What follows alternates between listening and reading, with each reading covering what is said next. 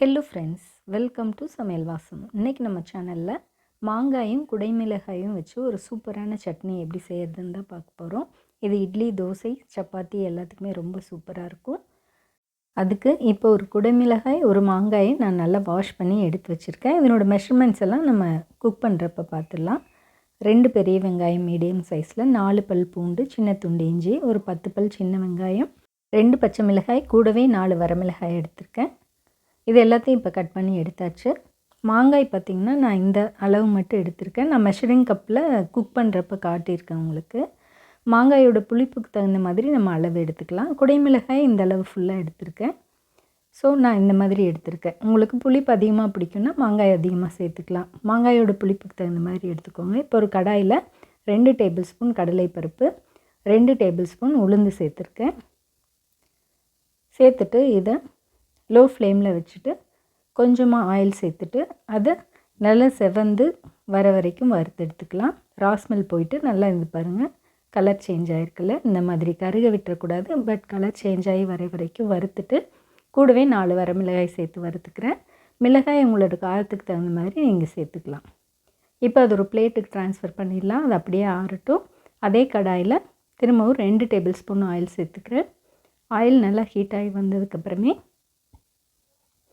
நம்ம already cut பண்ணி வச்சுருந்த சின்ன துண்டு இஞ்சி, 4 பல் பூண்டு அது சேர்த்து நல்லா ஃப்ரை பண்ணிவிட்டு அது கூடவே சின்ன வெங்காயம், பெரிய வெங்காயம் எல்லாத்தையுமே சேர்த்துடலாம்.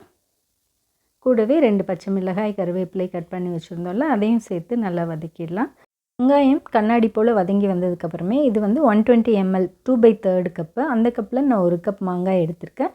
மாங்காய் புளிப்பு குறைவாகவோ அதிகமாகவோ இருந்தால் இன்னும் கொஞ்சம் கூட்ட குறைச்சி நீங்கள் சேர்த்துக்கலாம். சேர்த்துட்டு இது கூடவே பாருங்கள், 1 கப் பெரிய கப் இருக்கும் இல்லையா, 240 ml கப், அதில் 1 கப் அளவுக்கு குடைமிளகாய் சேர்த்துருக்கேன்.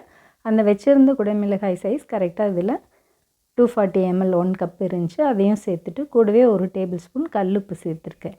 சேர்த்து அதை நல்லா வதக்கிடலாம்.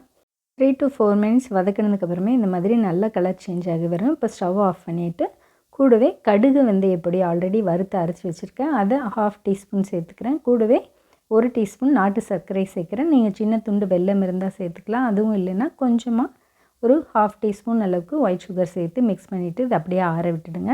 இப்போ நல்லா ஆறிடுச்சு. இந்த பருப்பெல்லாம் ஃபஸ்ட்டு வறுத்தோம்ல, அதை ஃபஸ்ட்டு மிக்ஸி ஜாரில் சேர்த்து பல்ஸ் மோடில் 2 பல்ஸ் விட்டு எடுத்துக்கலாம்.